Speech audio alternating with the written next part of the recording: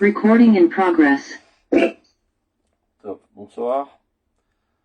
Alors après 2 mois d'arrêt depuis Purim, on continue avec plaisir notre étude suivie sur le livre de Midot Reia. On est dans la valeur Emouna et on en est maintenant au paragraphe Tetvav. On y va. A Emouna Betaharata Al-Yedei Efsharut El Kfira. Qu'est-ce que ça peut bien vouloir dire? Qu'on ne peut accéder véritablement à la Emouna dans toute sa pureté, c'est-à-dire sans incompréhension, sans sottise, que par le fait qu'il y ait une possibilité de tout renier. Quelqu'un qui a oublié son micro ouvert là, ça dérange énormément. C'est bon.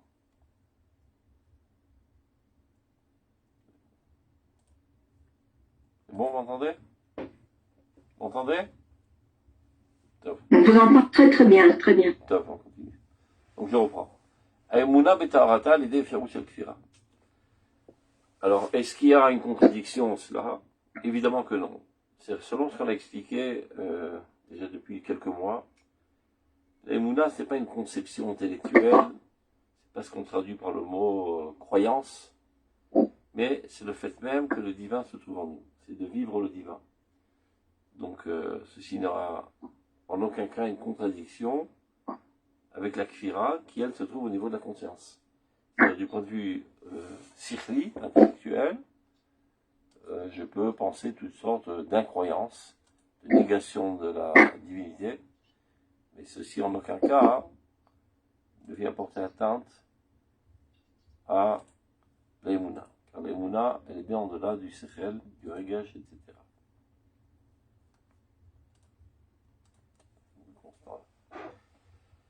Je reprends pour ceux qui n'étaient pas avec nous depuis le début. Emouna, c'est la même racine que le mot Omanut. Tout comme un artiste qui est capable de faire pénétrer un sentiment, une existence abstraite dans une existence concrète. Par exemple, il arrive à exprimer son amour dans une peinture qu'il fait, et on l'appelle donc Oman, un artiste. C'est lui qui est capable en fait de faire pénétrer cette existence abstraite dans l'existence concrète qui est le tableau. Alors on dira du Oman, de l'artiste, qu'il est ma'amin de manière active, parce que c'est lui qui fait l'action de faire pénétrer cette existence. Et le tableau, par contre, on l'appelle ma'amin de manière passive, parce qu'il reflète, qu'il le veuille que le veuille pas, et ben c'est indépendamment de sa volonté, il reflète la volonté de l'artiste. De même, le divin se dévoile à travers nous. Nous sommes la continuité de la divinité dans ce monde. Nous sommes, en d'autres termes, l'œuvre d'art d'Akadosh Baruch Hu, qui lui, Mekor HaChaim, la source de toute vie. La vie divine nous pénètre et apparaît à travers nous, se manifeste à travers nous. Donc, en d'autres termes, nous reflétons la vie divine. Nous sommes l'œuvre d'art d'Akadosh Baruch Hu. Donc lui, il est ma'amin actif, et nous, on est ma'amin passive. Qu'on le veuille ou qu'on ne le veuille pas, qu'on le comprenne ou qu'on ne le comprenne pas, ceci ne dépend pas du tout de notre volonté. Et en fait, toutes les créatures divines sont ma'aminotes. Aussi bien les hommes, que les vaches, que les moustiques, que l'herbe, que l'inerte, tout dévoile le divin. Akon nimsa ma'amitat imatso sur la Tout existe que par l'existence divine. Donc évidemment qu'il n'y a aucune contradiction dans cette phrase quand il dit que la Emouna Betorata les défirou sur Kfira. C'est à deux niveaux totalement différents. La Emouna, elle est parfaite, elle est indépendante de ma volonté, mais je me dois de la purifier, c'est au niveau de mes conceptions. C'est un fait que je vis divin, mais je dois constamment étudier, comprendre c'est quoi ce divin qui est en moi. Comme le Rambam, il dit mitzvah lida. Lorsque le Rambam, dans son livre Yad HaChazaka, il dit mitzvah lida, il ne veut pas dire que là qu'il y a une mitzvah de croire, une mitzvah d'être ma'amin, la Emouna, elle est indépendante de ta volonté. Mais il y a une mitzvah d'étudier c'est quoi ce divin qui se trouve en toi. Et comme toute étude, eh ben, on peut accepter, on peut en faire la négation, etc., etc. C'est ça qui va traiter dans toutes les biscottes à venir. Ça veut dire, on doit élucider le problème, et seulement lorsque j'ai la capacité de nier, ce n'est qu'alors que lorsque j'accepte du point de vue intellectuel que c'est une acceptation totale. Ça veut dire que, comme au niveau des mitzvot, les mitzvot doivent être des kavana. Ça veut dire que s'il n'y a pas une intention au préalable, ceci n'est pas une mitzvah. Une mitzvah sera emuna. Tout dépend de ma compréhension de la chose. Donc, si seulement j'ai la possibilité de refuser, alors quand j'accepte, on peut parler d'une acceptation totale. Donc, on ne peut arriver à une pureté de l'emuna au niveau de la compréhension de l'emuna, non pas de l'existence même de l'emuna dans ma personnalité, que par cette capacité du libre choix qui peut m'amener à dire le contraire. Je ne suis pas obligé, Dieu ne me force pas la main à penser d'une manière ou d'une autre. De la même manière qu'il ne me force pas la main à agir d'une manière ou d'une autre, je suis totalement libre, même au niveau de mes pensées, au niveau de mes sentiments, je peux penser autrement. Et lorsque je décide de penser de manière positive, et de ce fait, donc, je peux aussi écarter toutes les scories et les parasites qui peuvent parfois s'accoler à une émouna qui n'est pas élaborée, ce n'est qu'alors que je n'arrive à une émouna totalement épurée. Donc, si vous avez des questions, eh ben, ça serait beaucoup plus enrichissant parce que je pourrais un peu plus développer selon vos demandes. Donc, Tetzaïn, on continue. Alors, Ben Shoshan, excusez-moi. Alors, quand on dit Anima Ami, Be'emuna Shema, alors qu'est-ce que ça veut dire? Ça veut dire que je réalise de manière parfaite et entière le divin qui est en moi. Je vais donner un exemple. Oui. Anima Amin de l'Islam via Mashiach. Voilà, c'est ça, exactement. Alors, C'est on ce que j'allais dire. traduit toujours, Voilà. je Ouais, c'est ce crois, qu'on a entendu tout le temps. Ouais. je crois de manière parfaite en la venue du Messie. Oui, alors. Donc la Emouna, là, elle n'a rien à voir avec celle que vous décrivez. Là, on parle de croyance, de confiance. C'est exactement ce que je vais expliquer. Dit le Rambam, dans Ilchot Melachim, tout celui qui ne croit pas en la venue du Messie, non seulement il renie les prophètes, mais il renie aussi la Torah de Moshe Rabbeinu. A priori, lorsqu'on parcourt tout le Chumash, la Torah de Moshe Rabbeinu, eh ben, il n'est pas mentionné une seule fois le mot Messie. Il dit le Rambam, car la Torah en a témoigné. Comme il est dit,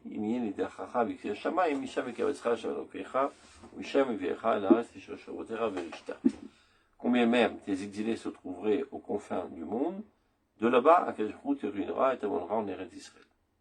A priori, on voit pas quel rapport avec ce que prétend le Rambam précédemment. Il parlait du Messie, et voilà que maintenant il me parle de la réunion des exilés. Donc on comprend selon le Rambam que le Messie, mis à part le fait qu'il y a une personnalité qui descend de David Ameller, qui couronnera finalement ce processus, mais est d'abord et avant tout un processus de renaissance du peuple. Alors que nous étions éparpillés aux quatre coins du monde, et des cellules déconnectées de l'organisme, voilà qu'on se recristallise et on revient sur notre terre. Donc c'est ça le Mashiach selon le Rambam, du moins le début du processus messianique. Alors qu'est-ce que ça veut dire je crois en la venue du Messie? Ça veut dire que je concrétise ce processus. Non pas seulement je le crois de manière passive, et ça se trouve quelque part dans ma mémoire, ou même dans mon sentiment. C'est-à-dire que moi, de manière active, je concrétise ce processus. Bon, d'abord, avant tout, je m'amène moi-même en Eretz Israël. Après, j'agis de toutes mes forces pour convaincre tous les Juifs à venir en Eretz Israël. Donc ça, c'est un des maillons du processus messianique. Un autre maillon, c'est Boné Bilen Yerushalayim, la reconstruction de Jérusalem, qui amènera finalement la reconstruction du Beth Amikdash. Un autre maillon, c'est Tachonen Edam Da'at. En fait, c'est tout ce qui est mentionné dans le Shemona Esrei. Ce sont les étapes intermédiaires qui nous mènent finalement à la Géoula Shelema. Ce qui veut dire Ce qui veut dire que tout ce qui est mentionné dans le Shemona Esrei, c'est moi qui dois le faire. Et pas attendre les bras croisés que Dieu le fasse à ma place. C'est moi qui dois me retrousser les manches et agir pour la réunion des exilés. C'est moi qui dois me retrousser mes manches et agir pour la reconstruction de Jérusalem. Et ce n'est qu'alors que je pourrais dire de la manière la plus absolue, Ani ma'amin bemuna shelema beviat hamashiach. Ça veut dire, c'est moi qui réalise le messianisme par le biais de mes actions, de mes sentiments, de mes aspirations, de mes compréhensions, de toute ma personnalité. Donc c'est exactement comme la mouna qu'on a décrit. Le divin qui apparaît en moi, ça c'est un fait. Maintenant, quand moi, je suis appelé à être aussi ma'amin actif, non pas seulement passif, je dois être à l'image du divin, c'est-à-dire continuer le divin dans son action.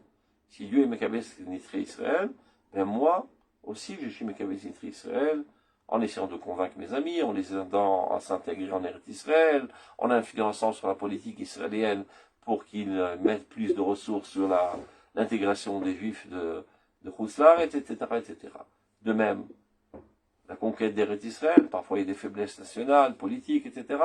Il faut agir de toutes nos forces, de toute notre énergie pour amener la nation et par là même finalement les politiciens à prendre les bonnes décisions et à décider de conquérir et de libérer toutes les zones d'Eretz Israël qui doivent retourner au peuple d'Israël. C'est ça ce que ça veut dire Ani ma'amin bebununa shelema. Ani oman. Je suis moi-même un artiste parfait de ton idéal. C'est clair? Vous avez répondu?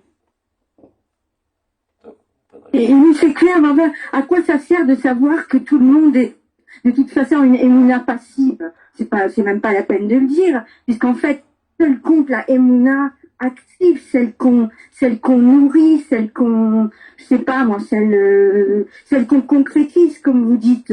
À quoi sert de dire que toutes les créatures ont une émouna passive? Ben oui, bah voilà, je vois un oiseau là, je me dis oui, il a une émouna. Ça sert d'abord pour savoir quelle est la vérité. Les Maïnaf Kavina, comme on disait la Gemara, quelle en est la conséquence active? Eh ben, la connaissance de la vérité. Il faut savoir les mots, qu'est-ce qu'ils disent. Lorsqu'on dit Emouna, ce n'est pas une croyance. Oui, d'accord. Ça veut dire que tu le crois ou que tu ne le crois pas, le divin existe, il dépend pas de toi. C'est pas ta cervelle qui va créer un concept de la divinité et suite à ça, le divin va exister. Il existe de toute manière.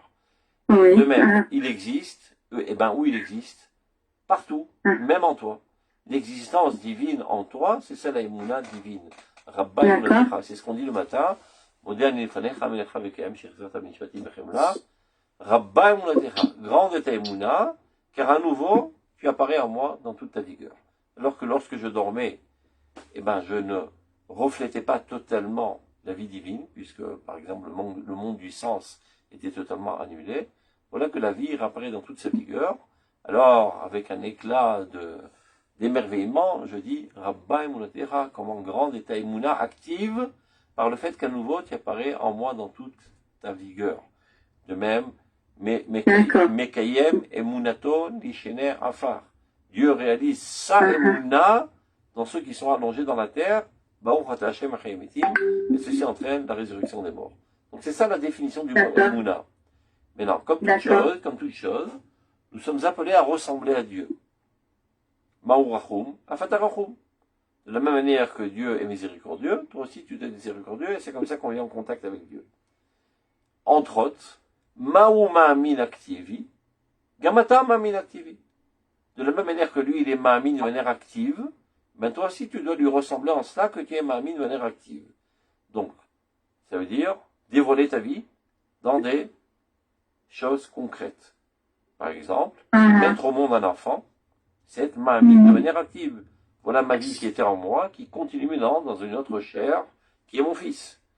Eh ben, c'est pas seulement mettre un monde au monde qui est ma'amin de manière active, mettre les filines c'est pareil, aller à l'armée c'est pareil, être quelqu'un de moral c'est pareil, ce qui est mentionné dans la Torah, mitzvatra emuna. Toutes les mitzvot sont en fait une concrétisation de la emuna divine par notre action volontaire.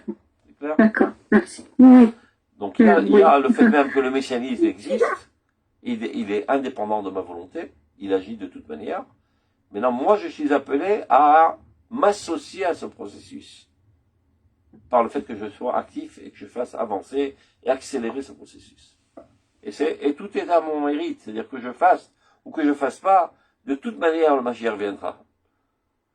Et si je fais, ben, tout est en mérite. Comme il est dit, l'atid lavo, bat kol mefotzetzet ma'achorev, machezet omeret, kol mi she'pa'alim el, yavo vitol secharo. À la fin des temps, il y aura une voix divine qui retentira de la montagne de Horeb et qui dira que tout celui qui a agi avec Dieu vienne et prenne sa récompense. C'est-à-dire, qu'on le fasse ou qu'on ne le fasse pas, le messianisme est déclenché, il est en marche, il va à vitesse grand V. Tu veux avoir le mérite de contribuer, va cacha. Mets-toi au boulot. Top, on continue. Tetzaïn, ça on l'a déjà fait, maintenant. Aïmouna betaharata. Merci au fait, hein, merci. C'est d'accord. Aïmouna betaharata, à l'idée kfira bekol hevel veresha. Encore une chose très importante. Pour arriver à une imuna consciente dans toute sa pureté. Encore une fois, on ne parle pas de l'imuna elle-même, c'est-à-dire le fait que le divin vive en moi. On parle de l'étude de l'imuna, la compréhension de cette existence qui est en moi. Mais parfois, elle emmène l'homme à des monstruosités. Par exemple, on voit nos voisins à côté qui sont animés de imuna comme tout autre être, mais qui ont été, on va dire, esquintés par leurs croyances idiotes quant à la divinité. Ils en arrivent à des monstruosités, comme on le voit dans l'islam. Au nom de Allah, ben, ils sont capables de faire les pires des monstruosités, comme on le voit aussi dans le christianisme. Au nom de Dieu, selon leur compréhension des choses, eh ben, ils sont allés à des guerres de religion cruelles, de manière incommensurable. Tout cela, c'est parce qu'ils n'ont pas étudié ce que doit être la Emouna. L'étude de la Torah ne vient pas créer la Emouna en nous. La Emouna, elle est innée. C'est le fait même qu'on vive. Elle vient épurer notre compréhension de ce divin qui se trouve en nous et de cette attirance extraordinaire que nous avons vers le divin. Le divin étant en nous, on a toujours un besoin intense, une soif intense de se relier à l'origine du divin. C'est-à-dire tout être a une attirance magnétique très très puissante dans le divin. Reste à savoir comment y parvenir, comment rentrer en contact avec Dieu. Et ben c'est pas toi qui fixes l'itinéraire. Parce que si tu te laisses aller à tes petites compréhensions, tu peux arriver à des choses monstrueuses. Bien la Torah te purifie tes conceptions, tes sentiments, tes aspirations. Comment parvenir au divin en toute pureté? C'est ce que fait la Torah. La Torah nous enseigne comment Dieu veut vers nous. Pas besoin d'aller vers lui, lui il vient vers toi. Très souvent on entend des gens qui parlent de cette manière, il faut s'élever vers Dieu. C'est une manière de parler. On ne se lève pas vers Dieu. On le laisse venir vers nous. On n'a aucune intention de s'élever dans les cieux et de se déconnecter de ce monde-ci. On doit rester les pieds bien plantés dans ce monde-ci et nous ouvrir au divin et lui permettre de nous pénétrer. Tout comme à l'origine. C'est pas moi qui ai décidé d'aller à l'encontre de Dieu. Lorsque mon papa et ma maman se sont unis et qu'il y a eu une ovule fécondée, et ben le divin a pénétré cet ovule et à ce moment-là, j'ai commencé d'exister. La divinité est venue vers moi. C'est toujours dans ce sens. Maintenant, pour lui permettre d'apparaître en moi de plus en plus, de mieux en mieux, je dois m'ouvrir de mieux en mieux. Qu'est-ce que ça veut dire m'ouvrir de mieux en mieux? Ben, lui permettre un passage normal, propre, pur. Alors Chazal nous dit, il y a marqué dans la Torah, Ul Dovka Bo. Il y a une mitzvah de s'accoler à Dieu. Chachamim pose la question, mais comment est-il possible de s'accoler à Dieu? C'est un feu ardent. Évidemment, c'est une image. Et là, il d'abek mimidotav. Accole-toi à ses vertus. Ma'u rachum, afata rachum. Ma'u chanun, afata chanun. De la même manière que Dieu est miséricordieux, sois toi aussi miséricordieux. Et alors à quoi cela amène? Ben, c'est simple. Si Dieu, de son infinité, apparaît dans ce monde, dans des chemins bien définis, entre autres par exemple la miséricorde, alors voilà que de son infinité, il y a maintenant un flux de miséricorde divine qui apparaît dans ce monde. Il arrive jusqu'à ma tête.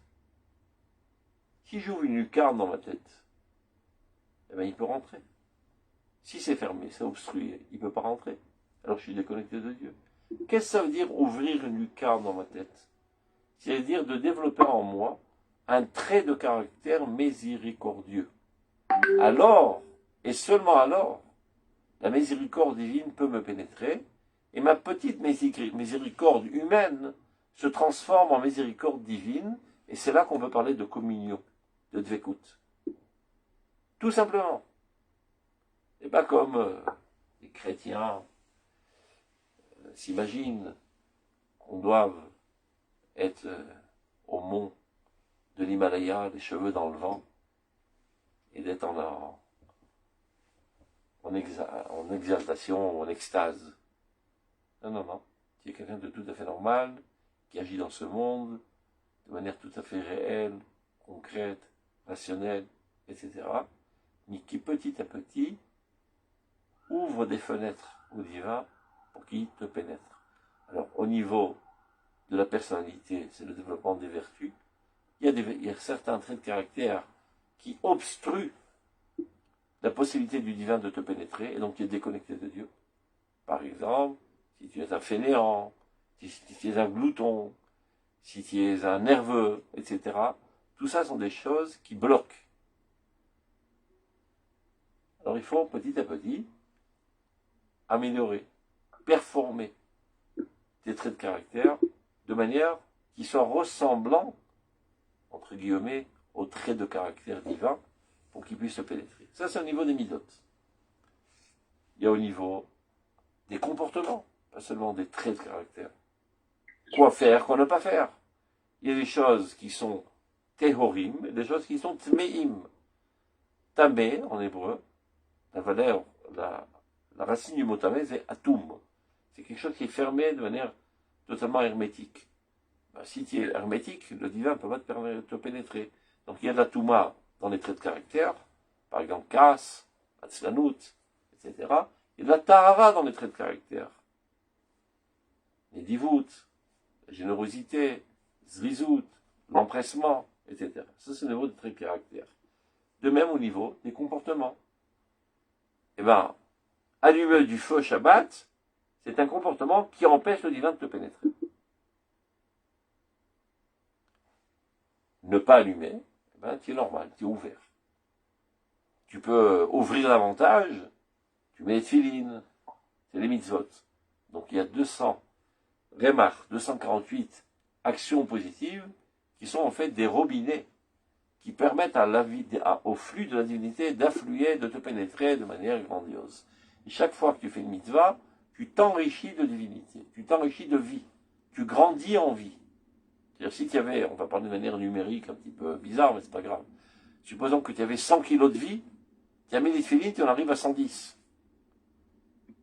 Tu as fait une autre mitzvah de loulav, tu en arrives à 120. Par contre, tu as allumé le feu Shabbat, eh ben, tu as porté atteinte à ton potentiel premier, tu n'as plus que 90. Tu as fait notre Evra à 80. Et plus tu en fais, plus tu vas en rétrécissant tes forces de vie. Et Khalela Motumat, jusqu'à en arriver finalement à perdre toute ta vie. Donc ça, c'est au niveau des comportements. De même, au niveau des sentiments. Pas tout sentiment est légitime. Je dis, mais que je peux faire? Ça me vient. Il n'y a pas ça me vient. Tu es maître de ta personnalité. Si la Torah t'ordonne, tu aimeras ton prochain comme toi-même. Ça veut dire tout simplement que tu as la possibilité d'aimer et tu as la possibilité de ne pas aimer. La Torah, la Kadosh ne peut pas t'ordonner quelque chose qui ne dépend pas de ta volonté. Si la Torah t'a ordonné d'aimer ton prochain, ça prouve que tu es maître de ta personnalité, que tu es capable de décider d'aimer ou de décider de haïr. Vaftat Hashem Elokecha, etc. Maintenant, tu dois aimer tout le monde. Mais il y a certaines personnes envers qui il est interdit d'exprimer cet amour, de peur en arriver à des choses non souhaitables. Par exemple, quand il est marqué Ve'afta l'achar kamocha, tu aimeras ton prochain comme toi-même, tu dois aimer tous les êtres humains et à plus forte raison tous les juifs. Non seulement tu dois aimer, tu dois aussi exprimer ton amour avec une approche chaleureuse, etc., etc. Bon, alors si c'est comme ça, je vais aussi exprimer mon amour envers la voisine d'en face. Non, en aucun cas. Je l'aime, mais je n'exprime aucun amour. Parce que ça risque de tourner au vinaigre. Mais ça, c'est la Torah qui nous dit comment le faire. Donc il y a des ordonnements. Comment gérer mes sentiments. Tu peux aimer sans exprimer. Tu peux ne pas aimer du tout. Tu peux même, et tu dois, détester le mal. Pas seulement de dire, bon, moi je fais pas le mal, mais c'est pas grave, il y a des gens qui font le mal, et tout est légitime dans ce monde. Non. Au AVHM, Sinura. Si tu es normalement conçu, tu dois haïr le mal. Est-ce que pour autant je dois toujours manifester ma haine du mal? Non, pas toujours. En fonction de la situation. Si je pense que cela peut contribuer à enlever le mal dans le monde, tant mieux. Si au contraire, ça va le renforcer davantage. Quand il y a quelqu'un, je sais pas, c'est un enquiquineur sans pareil, etc. Alors je dois le gronder. C'est pas toujours évident. Des fois, il faut faire la sourde oreille. Parce que quand tu le grondes, ça va le renforcer encore plus dans ses positions. Il va devenir encore pire. Donc, chaque situation, tu dois juger toi-même quelle est la meilleure manière de faire avancer le bien dans le monde. Mais ceci ne change en rien ta haine du mal. Et encore une fois, quand je parle de la haine du mal, c'est la haine du mal. Et non pas la haine de la personnalité qui fait du mal. Ça aussi, c'est complexe. Le sentiment, il n'a pas tellement de cervelle. D'accord, le sentiment n'a pas tellement de cervelle, mais c'est pour ça qu'il y a de la cervelle pour gérer tes sentiments. C'est-à-dire que tu es capable de faire la part des choses. Je hais ce comportement dans cette personnalité, mais lui, je l'aime énormément, parce que c'est un juif. De manière générale, parce que c'est un être divin. Et à plus forte raison aussi, il est juif. Je l'aime de manière bouillonneur, mais je hais ce comportement. Donc on voit qu'on a un libre choix dans nos comportements, dans nos traits de caractère, dans nos sentiments, de même dans nos conceptions. Pas toute conception est légitime. Il y a des conceptions qui sont fausses. Et lorsque tu as une fausse conception dans la tête, tu es un fauteur. Pas moins que si tu mangeais du porc. Tu dis, mais j'avais que penser. Eh bien, il y a des pensées qui sont interdites. Par exemple, il est interdit de penser qu'il y a deux dieux. Et j'y pense. Eh ben, tu peux y penser, sinon on verra. Interdit de penser qu'il y a deux dieux. Il y a un seul Dieu. Tout ça pour nous dire que nous sommes maîtres de nos personnalités à tous ces niveaux.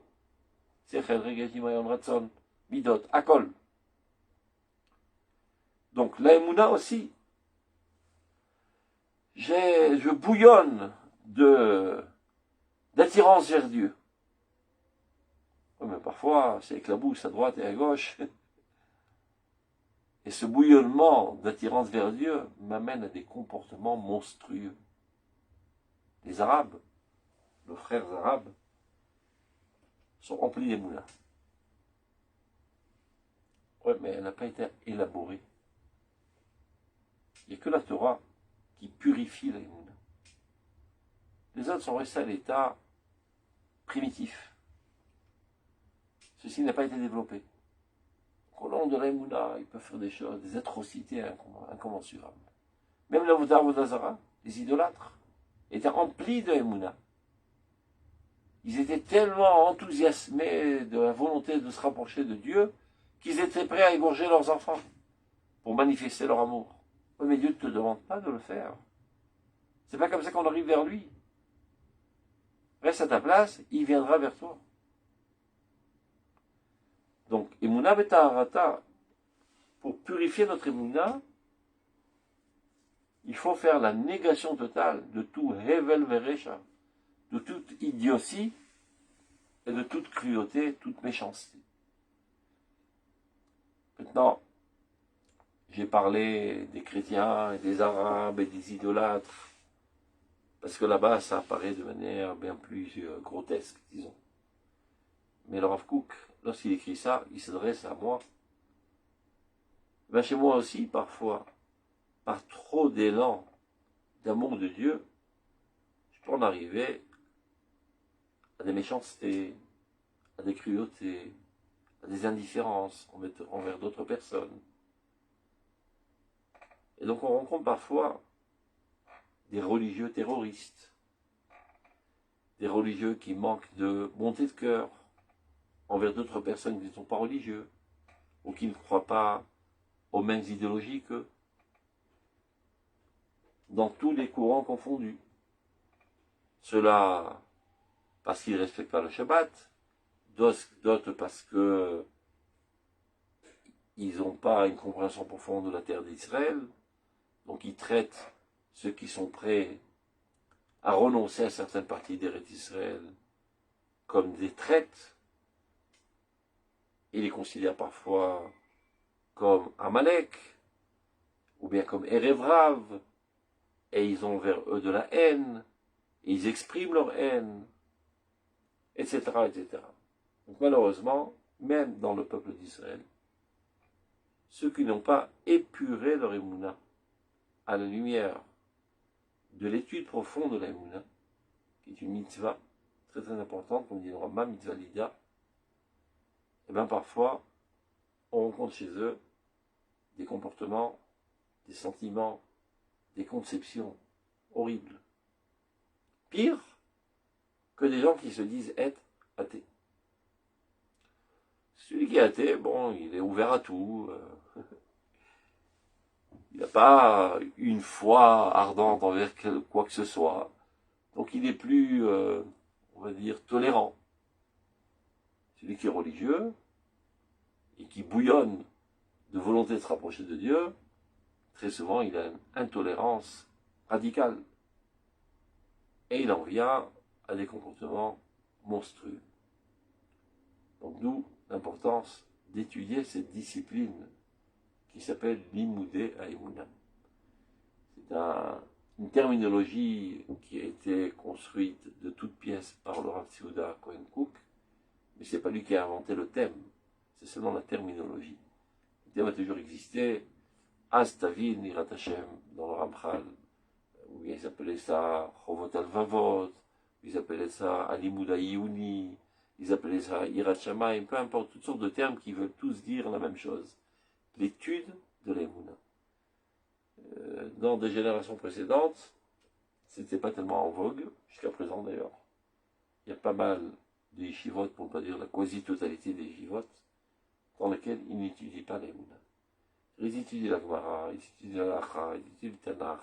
Évidemment que ce sont des grands mamilim, mais ils n'étudient pas le thème de l'Emouna qui est développé dans des livres fondamentaux du judaïsme, qui ont été écrits par les Gdolei Israël à travers toutes les générations, comme par exemple le livre du Kuzari, le livre du Maharal, Moreh Nevuchim, le Nefesh HaChaim, dans les livres de Chassidut, comme le Sefer Tanya, etc., etc. Et dans les générations, évidemment, tout le livre du Rav Kook, qui traite de tous les sujets contemporains, même tous les sujets éternels de l'Emouna, indispensables, incontournables, pour vivre pleinement et entièrement notre époque grandiose. Et sans cela, on n'a pas une émouna épurée. Donc, Yudzaïn. Aïmouna ba be'atzma sigim masikim. C'est exactement le même sujet qu'on vient de développer. Dans l'aïmouna elle-même, lorsqu'elle n'est pas étudiée comme il le faut, évidemment, eh bien, il y a énormément de parasites, de saletés, qui portent atteinte, qui détruisent. À tel point que vous voyez bien la kfira, qui a commencé par la philosophie, a rejeté totalement la foi. Elle a lutté contre la foi, la philosophie. Parce qu'elle a vu à quoi ça a mené. À des catastrophes. Et des croyances idiotes de concrétisation de la divinité, comme si qu'il avait un corps, et comme si qu'il avait des traits de caractère bas et vils. de rancune et de haine et de tristesse, toutes sortes d'idioties de ce genre, c'est-à-dire toutes les saletés, les faiblesses humaines, les gens les ont extrapolées vers la divinité. Il est venu la philosophie à nettoyer le terrain et en quelque sorte à épurer un petit peu la civilisation humaine. Évidemment que c'est pas beaucoup mieux parce que la philosophie c'est la mort, il n'y a pas de vie. Comme dit le Rav Kook, essayer de chercher la émouna dans la philosophie, c'est comme chercher la vie dans un cimetière. C'est mort. Mais à choisir parfois entre un mort ou bien quelqu'un qui est vivant, qui n'arrête pas de faire des problèmes dans ce monde et d'impurifier ce monde avec ses comportements atroces, peut-être qu'il vaut mieux qu'il meure. Donc, Aïmouna, Babatzma, Sigim, Azikim, dans l'Aïmouna elle-même, lorsqu'elle n'est pas étudiée, il y a énormément de saleté. Asher Tetouhar, Vekour Amoussar, Vedat, qui sera épuré dans le four dans lequel on fait la fonte de l'or, de l'argent, court, de la morale et de l'intellectualisme. Ça veut dire qu'on trouve très souvent des gens athées qui élèvent l'étendard de la morale et qui attaquent de face la foi. Ça a commencé il y a bien longtemps chez les Goïms aussi, par exemple la Révolution française, qui a accusé fortement le clergé d'être complice de la cruauté du royaume monarchique à l'époque, qui opprimait les foules. Ça veut dire, en contrepartie du fait qu'ils recevaient pas mal d'argent du roi et de la noblesse, et bien lorsque les paysans arrivaient à l'église, et bien les prêtres leur bourraient le crâne à dire que le roi était nommé par Dieu, il faut respecter sa volonté, etc. Donc il y avait un concubinage crapuleux entre l'église, le clergé et la royauté. Jusqu'à que certains hommes d'esprit, comme Rousseau et Montesquieu, ont éveillé les consciences. Ça a pris plus de 100 ans, qui a entraîné finalement la Révolution française, et on en est arrivé, bon, Hachem, à la prise de la Bastille, qui a écarté du podium l'influence et l'emprise de la religiosité, et arrivé à la démocratie, et fondée très souvent sur l'athéisme. Donc la morale athée, la morale libre, parfois, elle a aussi son avantage. Elle nettoie l'Emouna. C'est pas l'Emouna de Dieu, c'est pas l'Emouna dans son origine, c'est l'Emouna peut-être qu'elle a été conçue de manière falsifiée par des gens. Donc vient la morale universelle libre et athée et épure l'Emouna.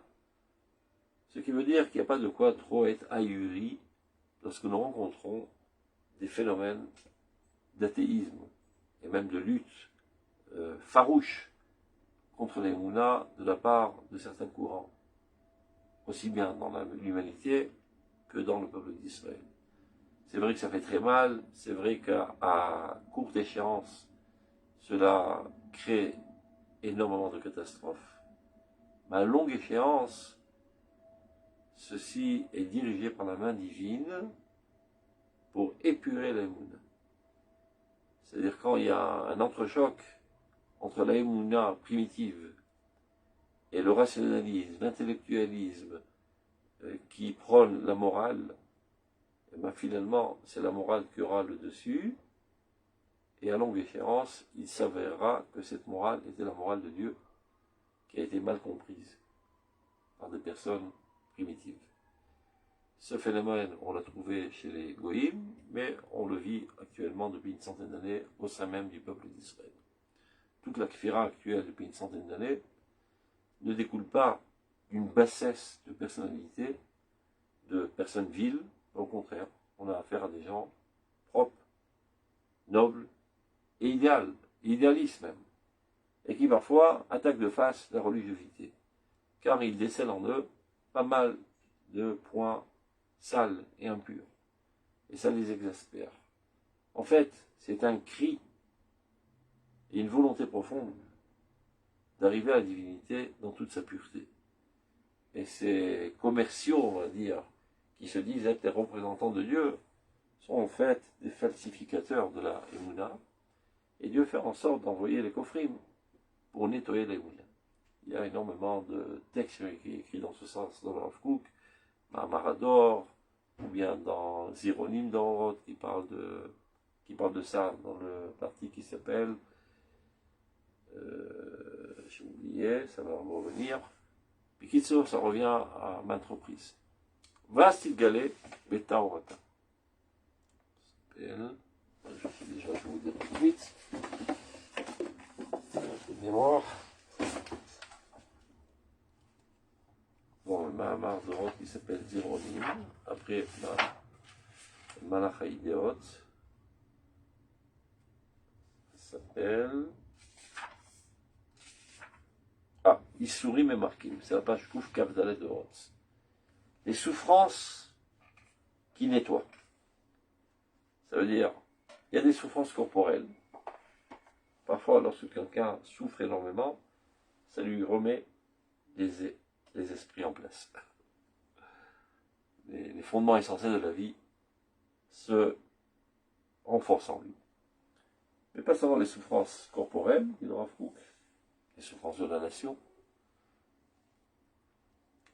Issourim Markim. Les marek en hébreu, ça veut dire polir, nettoyer. Mais même les souffrances spirituelles. Et les Chachamim savaient parfaitement qu'à la fin des temps, c'est-à-dire au début de l'époque messianique, la situation serait douloureuse. À tel point qu'ils ont dit, Yaiti Velachmine, qu'il vienne le Messie, mais que je ne le vois pas. C'est-à-dire que je ne serai pas à l'époque messianique, tellement la situation sera douloureuse. De quelle douleur s'agit-il? Aussi bien de douleurs matérielles, corporelles, les pogroms, la Shoah, etc., du peuple d'Israël, que les souffrances spirituelles, la kfira, qui va créer une hécatombe dans la religiosité, un abandon total de toutes les valeurs de la religiosité. Et ça, il le savait au préalable, que ceci devrait arriver. Mais alors, il faut qu'il explique que cette kfira, en fait, elle n'est pas destructive. Elle vient nettoyer la Emouna de toutes les saletés qui sont accolées, par manque d'études, par fainéantise des étudiants de Torah, qui ont préféré les aspects techniques et pragmatiques de la Torah, de l'halakha, et ont délaissé les aspects essentiels, nish metador, l'intériorité de la Torah. Donc lorsqu'on délaisse, eh ben, il y a toutes sortes de sales pousses qui poussent sur le terrain, des parasites. Il faut entretenir, il faut s'approfondir, il faut étudier. Ils ne l'ont pas fait, eh ben, on en récolte aujourd'hui les conséquences. Alors, pour nettoyer le terrain, on apporte la tondeuse qui entoure du sol et ça enlève totalement la Emouna pour permettre à une nouvelle Emouna de repousser de manière normale, sans saleté. Vasil Galebetarata, et alors elle apparaîtra dans toute sa pureté. Donc, Yutret, Aimuna iteora, Kishimela regesh pnimi, belo ona atzmit, belo pniyat zarot. L'aimuna, elle est toute pure. Lorsqu'elle est remplie de sentiments intérieurs, sans aucune arnaque. C'est-à-dire, il y a des gens qui se mentent à eux-mêmes. C'est-à-dire qu'ils mettent en vitrine une approche des Emouna, mais qui en fait ne sont pas minimes. Je parle encore une fois de l'Emouna consciente, active, au niveau intellectuel. L'Emouna elle-même, qui est le divin qui est en nous, ça c'est intouchable. On parle de la conception de l'Emouna. Donc ceux qui ne se mentent pas, ceux qui sont naturels, ceux qui sont sincères, ils ont en eux une Emouna toute pure. L'opinion de Zarot sans chercher aucun intérêt personnel, de manière totalement désintéressée. Peut arriver qu'elle n'est pas tellement élargie, on va dire, développée au niveau intellectuel. Par exemple, il y avait des grands-mères de l'époque qui ne savaient ni lire ni écrire, et qui n'avaient rien étudié, mais qui avaient une émouna de béton. Aucune question. Une émouna absolue. me rappelle ma grand-mère, Zichrona Lebracha. Tous les matins, elle mettait la main sur la mezouza, et je ne sais pas ce qu'elle racontait. Elle parlait avec Dieu, naturellement. Bon, c'était une moula de béton, atomique, indestructible. Je suppose qu'elle n'était pas très élaborée, au moins qu'on puisse dire. Il dit le Rav, c'est pas tellement grave. Dans ce genre de personnalité, c'est pas tellement grave. C'est pas le top, comme on dit. Par contre, il dit, Mikol Makom, Kol mi shechunan besechel, celui qui a du sechel, celui qui est développé intellectuellement, lo yochal istapek belo yigan tzechli.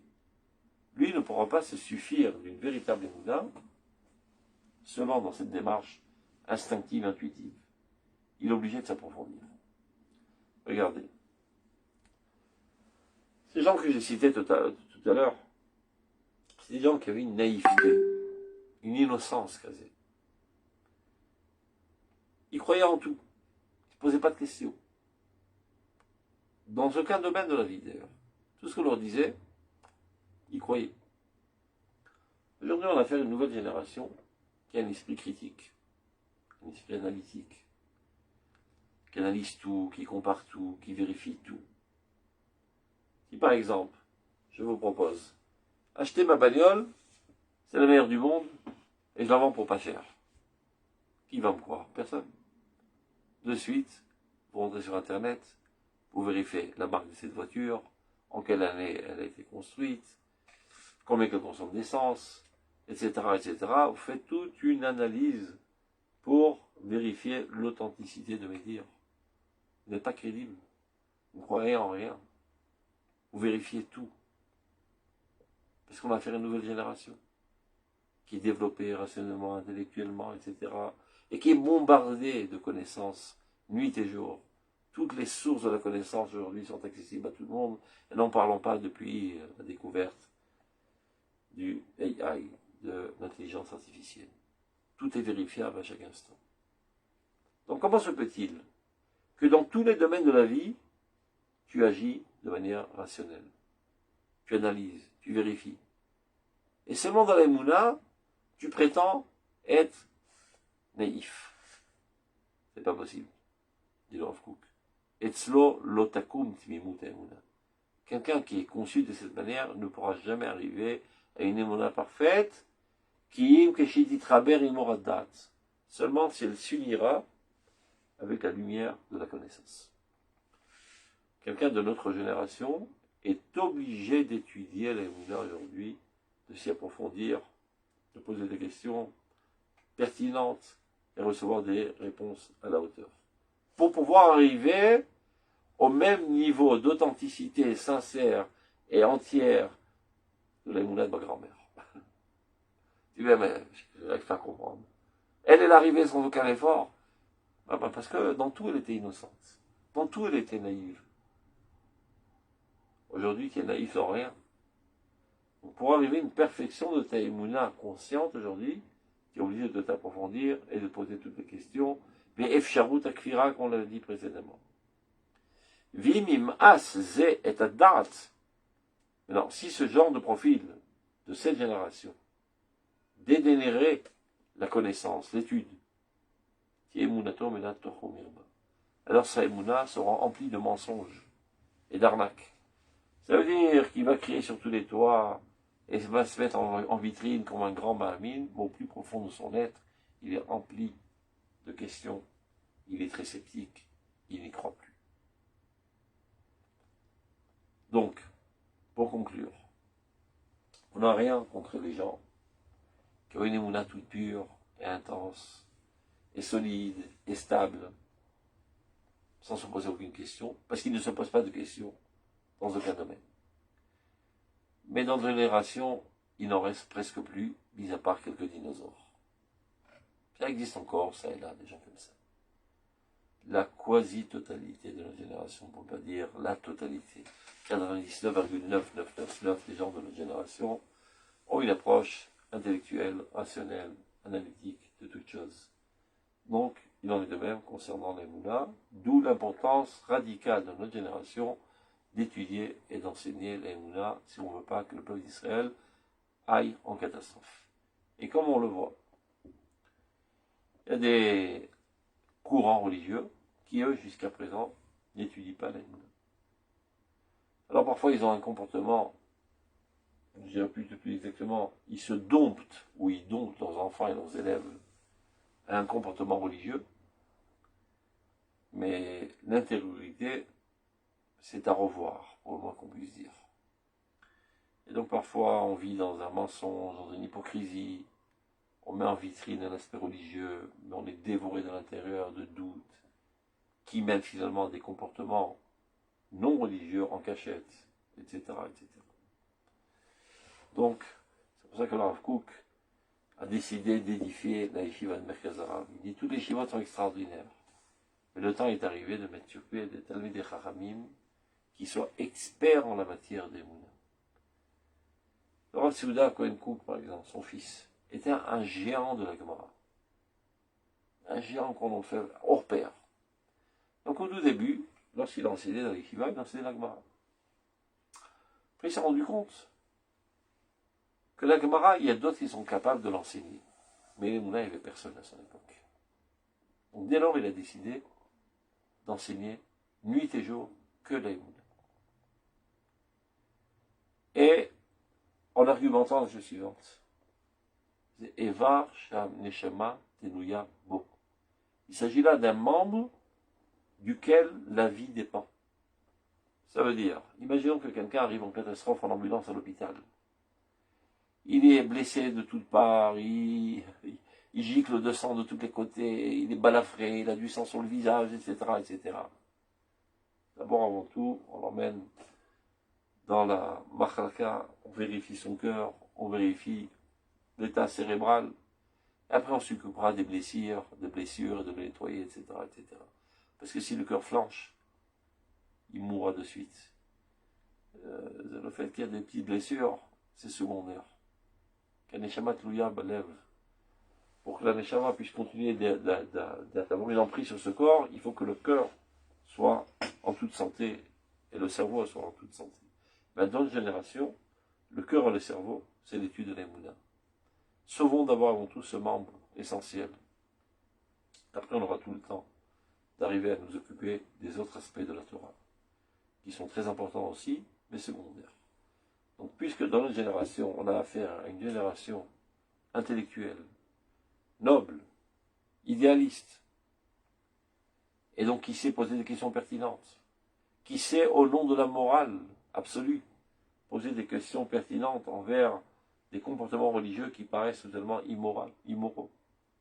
Donc nous sommes obligés de donner des réponses à la hauteur de leurs questions pertinentes, qui découlent de leur grandeur d'âme. Et si nous ne le faisons pas, ce sera l'hécatombe. Toute la Torah sera abandonnée. Donc, à Emouna, je reprends. Emouna et Torah, Kishimeda, il n'y a aucun problème. Aval, Mishechonan Besechel, celui qui est, Baruch Hashem, gracié d'intelligence, c'est-à-dire toute notre génération, et Tzlol Otakum. Il ne pourra jamais édifier une Emouna parfaite, qui imchitit raber imoradat, seulement lorsqu'elle se lira avec la lumière de la connaissance. Vimim as et adat, et si ces personnes décident de dédaigner, de délaisser, de mépriser, pour toutes sortes de raisons, la connaissance, l'étude, l'approfondissement dans cette discipline de l'Emouna, c'est Emunato, Melator ou Mirma. Ces Emouna sont remplis de mensonges et d'arnaques. Il nous reste encore une minute, tu auras le temps. הצעד החיצון, י"ט.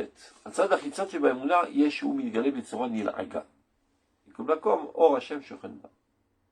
Parfois, on observe de manière superficielle l'Emouna, et ça nous paraît un petit peu drôle, méprisable, dédaignable. Des comportements, des manières de faire, des manières d'agir, des manières de dire, des manières de ressentir. Ça paraît même repoussant et bizarre. Et comme or Hashem shochem ba. Ne te fie pas aux apparences. La lumière divine réside dans tout cela. Mais comment il le marais né Adam, Yeshnam Gouan Cholteva Metziut. même dans la nature, dans la forêt, dans les arbres, dans les animaux.